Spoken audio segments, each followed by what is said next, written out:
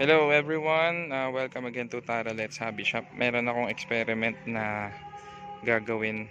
Gusto ko kasing malaman kung kayang bumasag ng bote ng gin netong double bell Glock 17 CMC body. Yan yung unit na gamit ko. So yan, susubukan natin. Ayun yung target bote. Dito ako tatayo sa 5 meters. 5 meters po yan. Ito yung bote ng gin. So susubukan natin kung kaya bang basagin ng double bell Glock 17 na Glock 17 CMC body 5 meters away gamit ang gagamitin nating bala dito ay 0.28 grams na BB. 0.28 grams yan. Okay? So testing natin.